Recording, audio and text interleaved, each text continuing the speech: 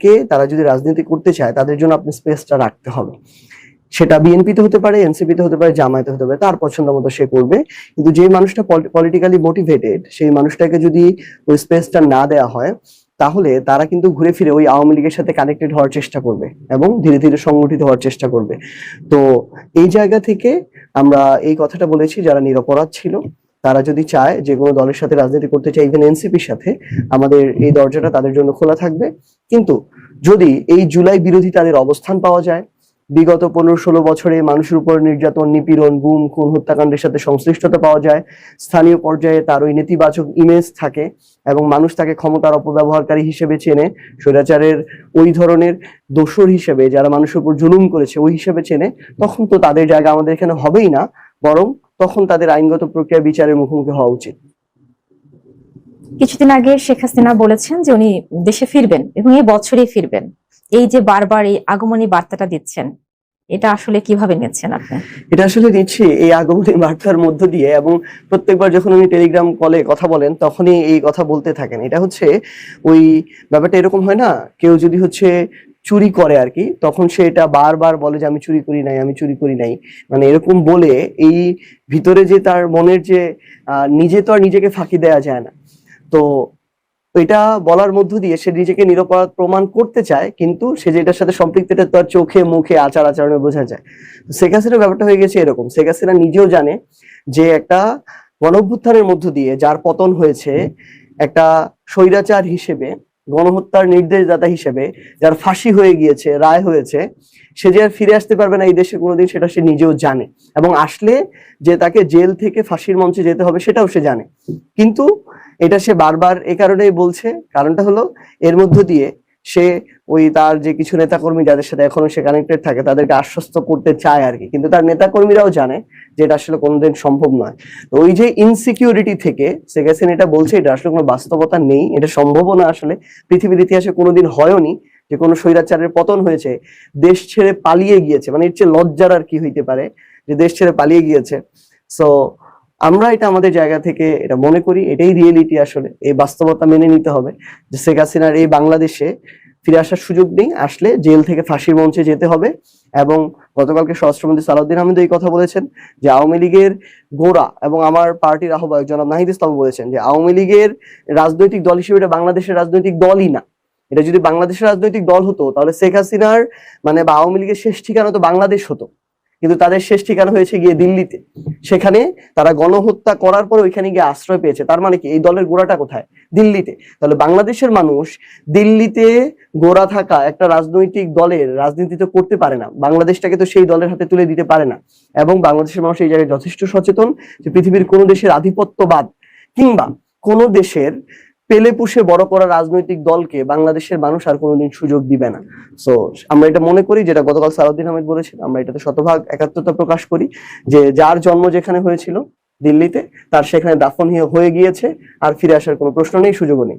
কিন্তু একটা বিষয় যদি বলি আমি এক কথায়, যে শেখ হাসিনার যে ইগো, একটা পরিবার একটা দেশ ধ্বংস করার জন্য কিন্তু এটাই যথেষ্ট ছিল। ওনার ইগোর জন্য আজকে এই অবস্থা, এবং এই যে বারবার উনি বলছেন ফিরে আসবেন ফিরে আসবেন, বিষয়টা কিন্তু এরকম, এই যে গুম খুন হত্যা মানে গণতন্ত্রের যে কবর দেয়াটা বা দেশের টাকাটা পাচার করা, কোটি কোটি টাকা পাচার হলো এবং সেই টাকাতেই সে বিদেশে বসে বার্তা দিচ্ছে যে সে বারবার দেশে ফিরে আসবে। অথচ ভিন্নভাবে যদি দেখি এই জন্য বিপদে পড়তেছে আওয়ামী লীগের যে সাধারণ কর্মী যারা ছিল তারা কিন্তু বারবার বিপদে পড়তেছে। এবং আমরা যদি অন্য একটু ভাবে দেখি ব্যাপারটাকে, যে সে বার্তা দিচ্ছে আর এখান থেকে মাঝে মাঝে আমরা আওয়ামী লীগের বেশ কিছু ছোট ছোট ঝটিকা মিছিল দেখি যে নেত্রী ফিরে আসবে এর জন্য তারা মিছিল করছেন। না, এটা আওয়ামী লীগের ঝটিকা মিছিল না, এটা হলো মানে ওই ধরেন তারা তো হাজার হাজার কোটি টাকা লুটপাট করেছে, সেখান থেকে কিছু টাকা পাঠায়, কিছু মানুষকে ভাড়া নেয়। এইভাবে ধরেন এমন অনেক শ্রমিক আছে না যারা প্রতিদিন 500 টাকা 1000 টাকার বিনিময়ে মজুরি দেয়, তো তাদেরকে ওই দিনের পারিশ্রমিকটা দেওয়া হয় 500 টাকা 1000 টাকা দিয়ে, ধরেন ওইরকম মানে ভাড়া করা হয় যে আজকে 50 জন, কালকে 100 জন, 200 জন, এরকম করে সারাদিনের মজুরিটা দেওয়া হয়। যাদেরকে আটক করা হয়েছে তাদের বেশ কয়েকজনের সাথে যখন প্রশাসন থেকে কথা বলেছে, এইভাবে তারা বলেছে যে ধরেন সে সারাদিন রিক্সা চালায় 1000 টাকা ইনকাম করে, এখন সেখানে ধরেন 5 মিনিটের জন্য একটা মিছিল করবে, একটা ছবি তুলবে, ভিডিও করবে, ব্যানারটা সামনে নিবে, ওইটা আওয়ামী লীগের ওই লোককে পাঠাবে দায়িত্বশীলকে, সেইটা পোস্ট দিবে, এর মধ্যে দিয়ে সে 1000 টাকা পেয়ে যায়। তো 5 5-10 মিনিটে যদি পাওয়া যায় তাহলে তো তারা এটা একটু রিস্ক নিয়ে লাভবান করে। হচ্ছে, হ্যাঁ। আবার এমনও নাকি তারা প্রজেক্ট হাতে নিয়েছে, যদি এরকম কাউকে গ্রেফতার করে ফেলে তাদের তাড়াতাড়ি জামিনের ব্যবস্থা করে দিবে 15 দিন 1 মাসের মধ্যে। এখন এই নিরীহ মানুষগুলো তো তারা ওইভাবে অপরাধী না, তো তাদের জামিনটা আর কি হয়ে যায়, দেখা যায় অনেক ক্ষেত্রেই আর কি। তো এই কাজগুলো করছে, কিন্তু আওয়ামী লীগের যারা অ্যাকচুয়াল নেতাকর্মী ছিল, যারা অপরাধী তারা তো নাই। আর কিছু যারা ভোটার সমর্থক, স্থানীয় পর্যায়ে নিরপরাধ মানুষ ছিল, তারা এই আওয়ামী লীগকে আর বিশ্বাস করে না। কারণ তারা তো স্বচ্ছ রাজনীতি করতে চায়, করতে চেয়েছিল, করেছিল।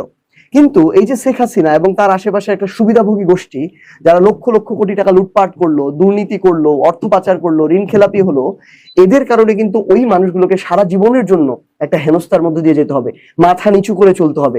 তারা এখন পরাজিত শক্তি, তারা স্বৈরাচার, এবং তাদের পতন হয়েছে, এর চেয়ে তো লজ্জার কিছু হতে পারে না। তাহলে ওই মানুষগুলোর কিন্তু এখন আর বিশ্বাস নেই, আস্থাও নেই। তারা এখন তাদের মতো করে লাইফ লিড করে, পারিবারিকভাবে, ব্যক্তিগতভাবে। ওই টেলিগ্রাম কলে কি হলো, কি মেসেজ দিল, এগুলো তারা ভুলেও দেখেও না, তাকায়ও না। এবং আমি শুধু আপনাকে এইটুকু বলতে পারি যে এটা তো তাদেরই বেশ কিছু বিভিন্ন অঙ্গ সংগঠনের নেতাকর্মীরা বলেছিল আর কি, যে বিদেশে থেকে মানে ওই বাংলাদেশে আন্দোলন পরিচালনা এটা আসলে কোনোদিন সম্ভব না। তো সাহস থাকলে শেখ হাসিনা ফিরে আসুক, এতই যদি বলতেছে ফিরে আসুক, আমরাও দেখি শেখ হাসিনা কিভাবে বাংলাদেশের রাজনীতি করে। এই জন্যই কি বলেছেন যে কথাটা বললেন যে শেখ হাসিনা বাংলাদেশে কিভাবে রাজনীতি করে, এর প্রেক্ষিতে আপনি আওয়ামী লীগের যারা রাজনীতি করতো এই ব্যক্তিগুলোর কথা যদি বলি, আপনি বলেছেন, আমি প্রশ্নটা আবারও যাই, যে আওয়ামী লীগ যারা করতেন তারা এনসিপি থেকে মনোনয়ন পেতে পারে। না, আমি আবার এই শব্দটা টার্গেট একটু করে কি কারেক্ট করি। বলেছেন? সেটা হচ্ছে আওয়ামী লীগের যারা করতে, এরকম না, শব্দটা লাইটটা ছিল এরকম যে আওয়ামী লীগের যারা নিরপরাধ ছিল, যারা গণহত্যার সাথে জড়িত ছিল না, যারা জুলাই অভ্যুত্থান বিরোধী ছিল না, এই যে অংশটা, তারা যদি চায় এনসিপি সহ অন্যান্য যে কোনো রাজনৈতিক দলে রাজনীতি করতে, তাহলে ওই নিরপরাধ মানুষদের এই রাজনীতি করার অধিকারটা থাকা উচিত এবং তাদেরকে অ্যাকোমোডেট করা উচিত। অন্যথায় যে এটাতে আগ্রহী, তাকে যদি আপনি কোথাও স্পেস না দেন, সে তো আগের জায়গায় ফিরে যাবে। আওয়ামী লীগের প্রতি বিএনপির মনোভাবটাকে কিভাবে দেখছেন? যেহেতু গতকাল অলরেডি স্বরাষ্ট্রমন্ত্রী বলে দিয়েছেন যে এই দেশে আর আওয়ামী লীগের রাজনীতি করার সুযোগ নেই এবং দিল্লিতে দাফন হয়ে গেছে। গতকালকে স্বরাষ্ট্রমন্ত্রী যে স্টেটমেন্ট দিয়েছেন, এটাকে আমরা পজিটিভ ভাবে দেখি এবং এটার জন্য তাকে ধন্যবাদও জানাই, কিন্তু কথার সাথে আসলে কাজের মিল থাকতে হবে। যদি আমরা মাঠ পর্যায়ে এটার বাস্তবতা দেখি, যদি আমরা দেখি যারা প্রত্যেকটা জেলা, উপজেলা, ইউনিয়নে কিংবা সেন্ট্রালি আওয়ামী লীগের 2, 4, 5, 10, 20 জন এরকম ছিল যারা কালপ্রিট, যারা আওয়ামী লীগকে যারা আওয়ামী লীগ বানিয়েছে, যারা ওই বিএনপিরই অসংখ্য নেতা কর্মীকে জুলুম করেছে, মিথ্যা মামলা দিয়েছে, হয়রানি করেছে, ঘরে বাড়িতে থাকতে দেয় নাই। জামায়াতের তো করেছেই, অন্যান্য যে কোনো রাজনৈতিক দলের তো করেছে, বিএনপি কিন্তু সবচেয়ে বড় ভুক্তভোগী। এখন তারা যদি তাদের নিকট অতীত ভুলে যায় যে তাদের উপরে কিভাবে নির্যাতন হয়েছে, কিভাবে বেগম খালেদা জিয়ার মতো একজন নেত্রীকে মিথ্যা মামলা দিয়ে জেলের ঘানি টানতে হয়েছে, তাকে সেখানে পয়জনিং করা হয়েছে, তাকে এক প্রকার হত্যাই করা হয়েছে। আমরা শেষ দিকে যখন তাকে দেখলাম যে তার হাতগুলো কিভাবে প্যারালাইজড হয়ে গিয়েছিল, এটা তো কোনো স্বাভাবিক মৃত্যু হতে পারে না আসলে। তাহলে যেই আওয়ামী লীগ এই কাজগুলো বিএনপির সাথে করেছে, সেই বিএনপি যদি এটা ভুলে যায় এবং স্বৈরাচারদেরকে ওই স্পেসটা দেয়, তাহলে তো আমি এটা নিশ্চিত এবং নির্দ্বিধায় আজকে বলি যে 10 বছর পরে হোক, 20 বছর পরে হোক, ওই আওয়ামী লীগের দ্বারাই বিএনপির শেষ হবে। এটা হচ্ছে বাস্তবতা, যদি তারা এই সুযোগটা দেয়। তো আমরা চাই যে তারা যেন স্পেসটা না দেয়, তারা যেন যারা অপরাধী ছিল তাদের বিরুদ্ধে ওই ব্যবস্থাটা নেয়।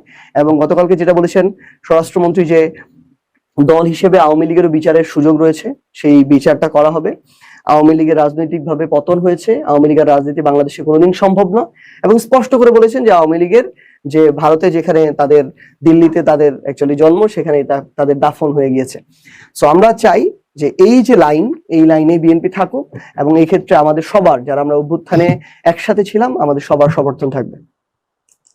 নির্বাচনের পরে বিএনপি সরকারের ক্ষমতা গ্রহণের 5 মাস শেষ হয়ে গেল। এই 5 মাসে আপনি প্রধানমন্ত্রী তারেক রহমানের ভূমিকাটাকে কিভাবে মূল্যায়ন করবেন?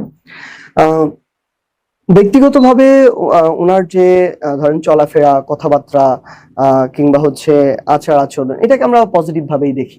এবং উনি একটা খুবই সিগনিফিকেন্ট একটা এক্সাম্পল ক্রিয়েট করেছেন নির্বাচনের ঠিক পর পর। উনি অন্যান্য যে রাজনৈতিক দলগুলো ছিল, জামায়াত ইসলামী, এনসিপি, ইসলামী আন্দোলন বাংলাদেশ, তাদের শীর্ষ নেতৃত্বের বাসায় তিনি নিজে গিয়েছেন। এটা তো অনেক বড় সৌজন্যতা বাংলাদেশের রাজনীতিতে। সো আমরা এটাকেও পজিটিভ ভাবে দেখি। কিন্তু আমাদের আসলে দ্বিমতটা কোথায়? ধরেন উনি ব্যক্তি হিসাবে বিএনপির পোস্টার বয়, মানে যেহেতু উনি মানে মেইন হ্যাঁ, তো এখন তাকে আমি সবকিছু থেকে মানে সেফ রাখলাম, কিন্তু অন্যান্য অনেকে আবার তাদের জায়গা থেকে যা করার তাই করলো, তখন কিন্তু আমি তাকে দায় মুক্তি দিব না। মানে শেখ হাসিনার সময় যেটা ছিল সবাই খারাপ শেখ হাসিনা ভালো, এই সুযোগ আর কাউকে দেওয়া হবে না। কারণ একজন প্রধানমন্ত্রীর কিংবা তার দলীয় প্রধানের ইশারা ছাড়া, কিংবা তিনি যদি ইশারা নাও দেন, প্রশ্রয় ছাড়া কেউ ওই একই ধরনের ওই চাঁদাবাজি, দখলদারিত্ব, ক্ষমতার অপব্যবহার, অর্থ পাচার, এগুলোর পুনরাবৃত্তি কিন্তু করতে পারে না। এই যে স্বজন প্রীতিগুলো যেগুলো আমরা দেখি, আপনি ওই ইসলামী ব্যাংক দখলের চেষ্টা থেকে বলেন, আপনি আদ্দিনকে বন্ধ করে দেওয়ার চেষ্টা থেকে বলেন, তারা একটা অপরাধ হয়েছে তাদের এখানে, এটা ব্যবস্থা নেওয়া উচিত, কিন্তু বন্ধ করাটা কিন্তু আমরা সলিউশন মনে করি না। আপনি বিসিবির এখানে বলেন, বাংলাদেশ ব্যাংকের গভর্নর বলেন, প্রত্যেকটা জায়গায় প্রশাসক দিয়েছে, ওই প্রশাসকরাই আবার এখন মেয়রের জন্য হচ্ছে বা জেলা পরিষদের জন্য প্রচারণা চালাচ্ছে। তো এটা তো ক্ষমতার অপব্যবহার করতেছে। এটা থেকে শুরু করে আমরা দেখলাম এখন সর্বশেষ আজকেই যমুনা দুইটা রিপোর্ট করেছে, একটা হচ্ছে মীর শাহ আলমের বিগত এই প্রতিমন্ত্রী হওয়ার পরে এই 4 মাসে ওনার সম্পদ বেড়েছে 8 গুণ। উনি একটা জমি কিনেছে 10 বিঘার মতো প্রায়, এই জমিটার মূল্য হচ্ছে 6 কোটি টাকা এই প্রতিমন্ত্রী হওয়ার পরে এই কয়েকদিনে। তো এই জিনিসগুলো যদি হয় তাহলে কিন্তু আমরা এটা শুধু দায় একজনকে দিয়ে দিব, তাকে দিব না, এটা কিন্তু হবে না। তখনই আমরা তাকে দিব না যখন এগুলো জানার পরে তিনি ব্যবস্থা নিবেন, ওই পদ থেকে সরাবেন। এবং আরেকটা জিনিস, আজকে যমুনাতে রিপোর্ট হয়েছে আমার ইউনিয়নে, আমার আসন, আমার উপজেলা, আমার ইউনিয়নে উপজেলা বিএনপি নেতৃবৃন্দ এবং ইউনিয়ন বিএনপি নেতৃবৃন্দর যোগ সাজসে এই যে খাল খনন কর্মসূচি, যেটা বিএনপির মেগা একটা প্রজেক্ট, সিগনেচার একটা প্রজেক্ট, সেই খাল খনন কর্মসূচি থেকে টাকা লুটপাট করা হচ্ছে।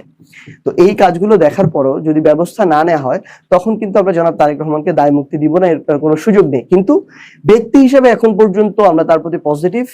আমরা এখনই 4 মাসে বা 5 মাসে পুরো জাজমেন্টে যেতে চাই না। আমরা চাই তারা এই বিষয়গুলো যেগুলো সামনে আসছে এগুলো সংশোধন করুক, স্বজন প্রীতি থেকে বের হয়ে এসে যোগ্য মানুষদেরকে যোগ্য জায়গায় বসাক। এমন অনেক ডিসি নিয়োগ আমরা দেখলাম যেই ডিসিদের বিরুদ্ধে দুদকে রানিং মামলা চলছে, যারা অলরেডি দণ্ডপ্রাপ্ত, তারা শুধুমাত্র বিএনপির তোষামতকারী কিংবা তারা বিগত সময় বঞ্চিত ছিলই দেখে তাদেরকে আবার ডিসি সচিব বানাতে হবে, এটাই যদি হয় ক্রাইটেরিয়া, তাহলে যে মানুষটা পেশাদারিত্ব বজায় রেখে কাজ করেছে, যে সৎ ছিল, সেই মানুষটা তাহলে কেন কাজ করবে, তার কাজের মোটিভেশনটা কোথায়? সো এই বিষয়গুলো আমরা বিএনপির থেকে চাই যে তারা এগুলো সংশোধন করুক। অন্যথায় যেটা হবে সেটা হচ্ছে যে এই পথটা তাদের পূর্বের পথই হবে আবার। আচ্ছা, নির্বাচনের পরে সাধারণত একটা দল ক্ষমতায় আসলে আমাদের দেশে যে কালচারটা ছিল যে হানাহানি, দখল, চাঁদাবাজি, এটা কিন্তু খুব একটা বেশি চোখে পড়েনি, বা চাঁদাবাজির ঘটনাটাও খুব একটা সংবাদ মাধ্যমে আসেনি। এটাকে আপনি কিভাবে দেখছেন? না, এটা দুইটা বিষয় আসেনি, এটা হচ্ছে একটা মানে অসত্য কথা সাংবিধানিক ভাষায়। আর দ্বিতীয় কথা হচ্ছে যেটুকু কম এসেছে এটার কারণ হচ্ছে মিডিয়া হাউসগুলো বিএনপি দখল করছে। মানে প্রত্যেকটা মিডিয়া হাউসের head of news, head of multimedia, এরপরে বার্তা প্রধান আর কি, কিংবা হচ্ছে দেখবেন যে যারা প্রডিউসার আছে তারা মোটামুটি হয় বিএনপির, আদারওয়াইজ মানে কিছু ব্যতিক্রম আছে, ধরেন আমরা তো আশা করি ফেস দ্য পিপল ব্যতিক্রম হবে, তো হয় তারা দিচ্ছে বিএনপির, আদারওয়াইজ যাদেরকে বসানো হচ্ছে তারা প্রফেশনাল ফিল্ড থেকে এসেছে কিন্তু বিএনপির পারপাস সার্ভ করতে হচ্ছে বা করছে।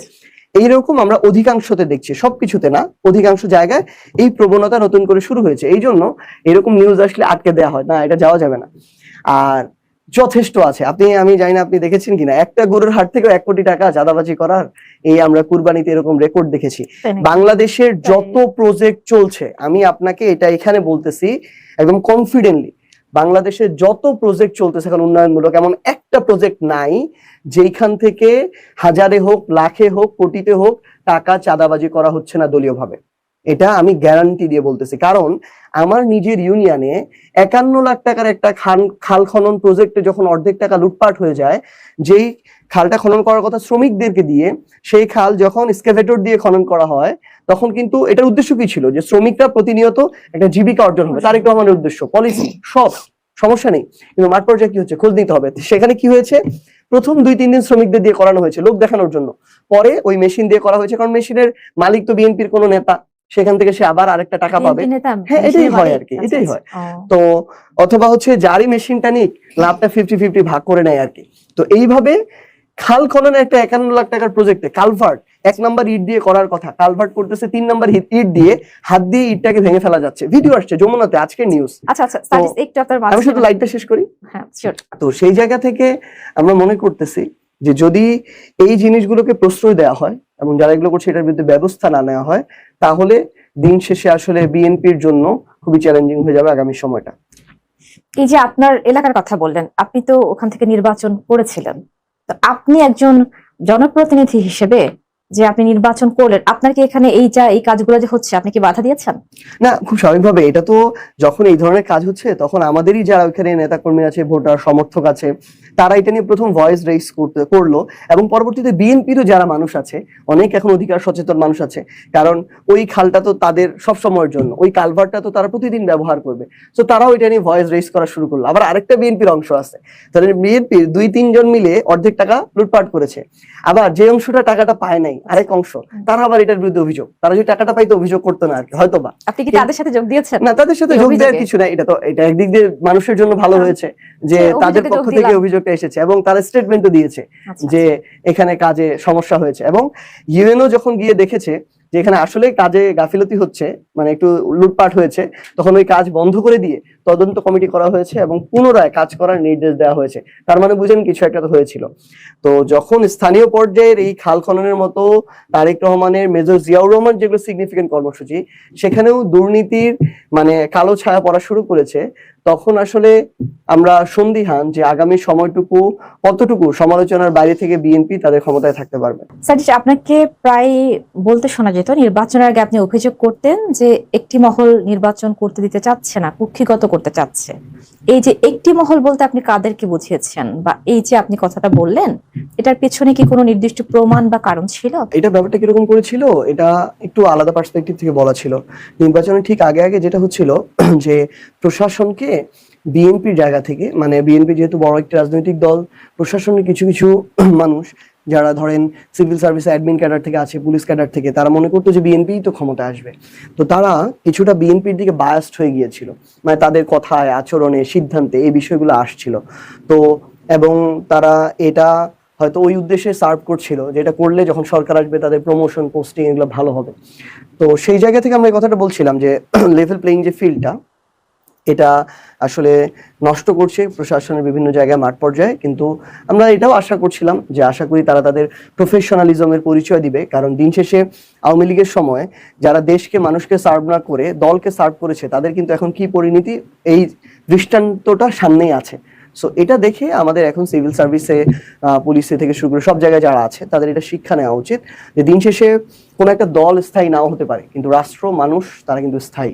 এবং আমি যদি প্রফেশনাল থাকি, হয়তো আমাকে মাঝে মাঝে বঞ্চিত করা হবে, আমাকে প্রাপ্য জায়গাটা আমার দেয়া হবে না, কিন্তু এটা সব সময়ের জন্য না। আমরা এটা বিশ্বাস করি যে আমরা ওই সিস্টেমের দিকে যাচ্ছি যেখানে যোগ্য মানুষরা যোগ্য জায়গায় স্থান পাবে। আওয়ামী লীগের যে 17 বছর, এখানে আমরা দেখেছিলাম যে একটা কালচার গড়ে উঠেছিল। কালচারটা ছিল এরকম যে তোষামোদী, তো সেটা কিন্তু কালচার লঙ্ঘন, এই তোষামোদীর ব্যাপারটা বেশ ছিল। যে তোষামোদীর ক্ষেত্র থেকে যদি ধরি, মিডিয়ার বিভিন্ন তারকারাও এটার সাথে জড়িয়েছিলেন। আবার একটা অংশ দেখুন সার্ডিস, যে মিডিয়ার যে তারকাগুলো এই তোষামোদীতে জড়ানো ছিল, তাদের মধ্য থেকেও কেউ কেউ কিন্তু জুলাই অভ্যুত্থানের সময়, মানে এই আন্দোলনে, এই অভ্যুত্থানটাতে আপনাদের পাশে এসে দাঁড়িয়েছিল। সেই যে তারা পাশে এসে দাঁড়ালো, এই পাশে এসে দাঁড়ানোর পরে আপনারা আসলে তাদেরকে, আপনি বলেন, মানে আপনাদের দল এনসিপি বলেন বা অন্তর্বর্তী সরকার আসলে কিভাবে মূল্যায়ন করলেন? আমি যদি একটু মাঝখানে বলি, একটা এক্সাম্পল দিই আপনাকে। এই যে মোশাররফ করিম ইন্ডিয়াতে গেছে, সেখানে সে আওয়ামী লীগের হাতে নির্যাতিত হয়েছে, দেখেছেন? তাহলে ভবিষ্যতে কি কোনো তারকা বা সাধারণ মানুষজন কিভাবে হবে ভবিষ্যৎটা ভেবে দেখেছেন? এর প্রতিফলনটা কিভাবে হবে? আমরা আমাদের সেই মিডিয়া অঙ্গন থেকে শুরু করে যারা আমাদের কালচারাল জায়গাটাতে আমাদের এরকম মানুষরা আছেন যারা কাজ করছেন, তাদেরকে আমরা ধন্যবাদ জানাতে চাই এই কারণে যে এরকম একটা গণ অভ্যুত্থানের মতো জায়গায় যখন দিনের পর দিনে শত শত মানুষকে হত্যা করা হচ্ছে, তখন তারা ওইটুকু থ্রেট এসবের কথা চিন্তা না করে, পরবর্তীতে কি হবে আমি যদি রাজপথে নামি এটা চিন্তা না করে, তারা ওই সাহসটুকু নিয়ে রাজপথে নেমেছিল। এবং এটার জন্য তাদের প্রতি আমাদের ওই সম্মান, শ্রদ্ধা সারা জীবনই থাকবে। এবং তাদের আসলে, তারা তো কোনো কিছু পাওয়ার আশায় নামে নাই, তারা বিবেক বোধের তাড়নায় নেমেছিল। এবং তারা ওই যে আত্মতৃপ্তি, একটা যে অন্যায়ের প্রতিবাদে তারা নেমেছিল, এটাই আসলে সবচেয়ে বড় প্রাপ্তি। এটা প্রত্যেক ব্যক্তির ক্ষেত্রে, কেউ কাউকে যে কিছু দিতে পারে বা এটা ব্যাপারটা আসলে এরকম না। কিন্তু আপনি দেখবেন যে এখন ওই মানুষদের প্রতি মানুষের যে অনারের জায়গাটা, এটা কিন্তু আছে। এবং মোশাররফ করিম এর যখন আমরা হেনস্থার খবরটা শুনেছি, আপনি দেখবেন এনসিপির অফিসিয়াল পেজ থেকে শুরু করে এনসিপির যারা আছে নেতৃবৃন্দ, প্রত্যেকে এটার এগেইনস্টে একদম সরব ছিল, প্রতিবাদ করেছিল। এবং সেই আমাদের জুলাইয়ের সহযোদ্ধা তার পক্ষে আমাদের অবস্থানটা ছিল।